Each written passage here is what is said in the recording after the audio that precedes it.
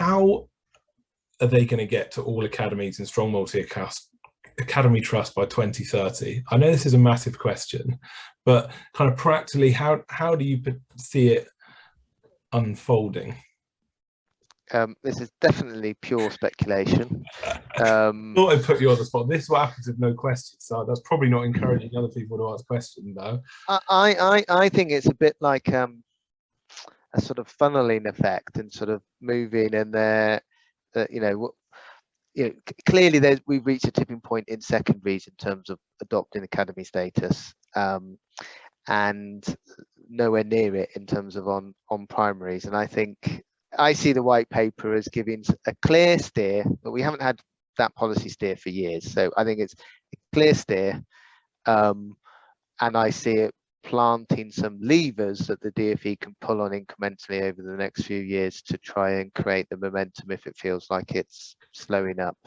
But interestingly, and I know people have different views as well, I thought it was fascinating that the department, they did the research last year about academization and the impact, and they published alongside the white paper some research about the benefits of families of schools. And so it does seem that they're looking to win the intellectual argument, as it were, around that. But yeah, my take on it is that the messaging was softened, but I think there were some levers put in that can be used to do, because it's amazing in terms of, for example, when Ofsted started inspecting again, the amount of calls that we were getting in context about unhappiness and wanting to perhaps challenge. And I think some of those intervention powers, when people see them used in different contexts, so it looks like from the intervention powers from the white paper that in effect they're going to extend the coasting schools definitions.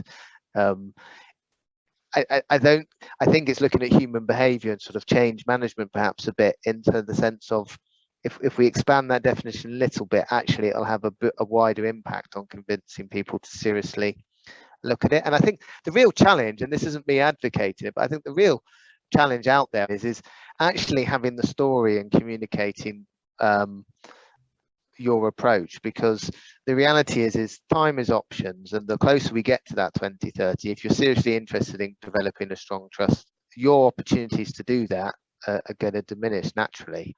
I suspect, whilst 2030 may seem a while away, I think they're thinking that actually for a lot of people it will create some momentum, and once you get some momentum, a bit like rolling stone gathering moss, it sort of picks up speed.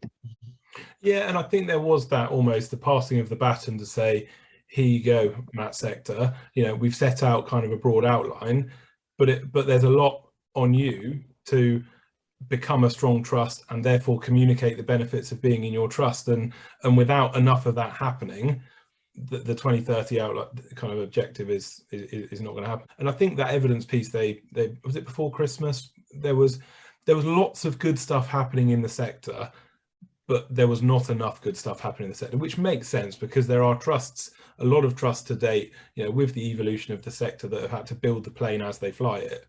And there's now kind of a more of an understanding of what the environment looks like. The goalposts are moving slightly less, and actually this is about the development of the trusts and the maturing of trust, rather than build without any particular steer from any direction, which it certainly was. If you think back to 2010, 11, 12, 13, it was very difficult.